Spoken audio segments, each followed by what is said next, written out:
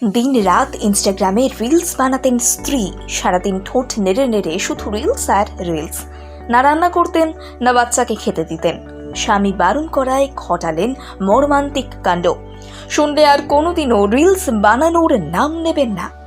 ভয়ে রিলসই আনইনস্টল করে দেবেন। দেখুন, রাত শেষে সকাল হলেও টের পেতেন না বিহারের এই গৃহিণী, কারণ তিনি দিন রাত নেশা করতেন, নিজেকে নেশায় ব্যস্ত রাখতেন। তবে এই নেশা বিড়ি কিংবা সিগারেটের নেশা ছিল না, এই নেশা রিলসের নেশা ছিল। আগে হ্যাঁ, বিশ্বাস না হলেও এটাই সত্যি।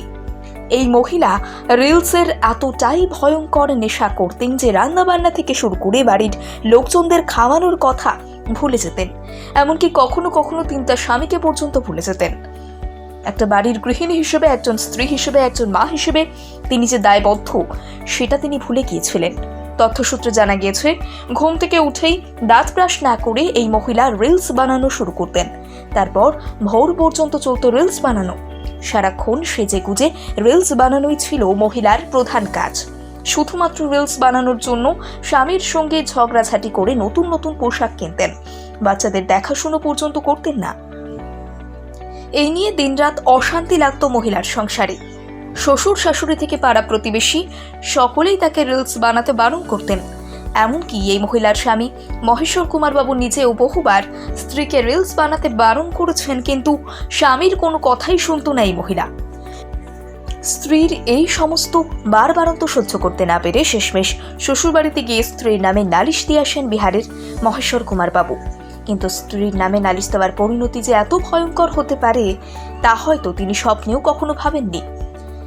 ঘটনার সূত্রপাত মহেশ্বর কুমার বাবুর শ্বশুর বাড়িতে। তিনি তার স্ত্রীর রিলস বানানোর ভয়ঙ্কর নেশা নিয়ে নালিশ করতে যান শ্বশুর বাড়িতে।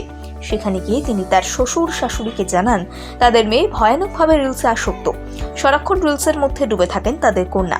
মহেশ্বর কুমারের এই সমস্ত কথা মানতে নারাজ ছিল তার শ্বশুর শাশুড়ি। এখান থেকেই শুরু হয় দুপক্ষের হাতাহাতি এবং কথা কাটাকাটি। তাদের বক্তব্য, তাদের মেয়ে রিলস বানাবে, এতে তাকে কেউ বাধা দিতে পারবে না। এদিকে শ্বশুর শাশুড়ির এহেন বক্তব্য কিছুতেই মানতে পারছিলেন না মহেশ্বর কুমার। একসময় জামাই মহেশ্বরকে পরপারে পাঠিয়ে দেন শ্বশুরবাড়ির লোকজন। কি ভয়ঙ্কর ঘটনা বলুন তো!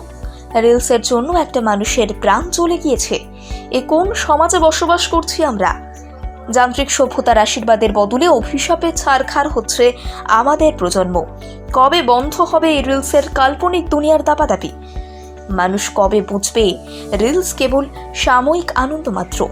ইতিমধ্যেই এই ঘটনায় পুলিশে তদন্ত শুরু হয়েছে। এমন মর্মান্তিক ঘটনার জেরে বিহার জুড়ে আতঙ্ক ছড়িয়েছে।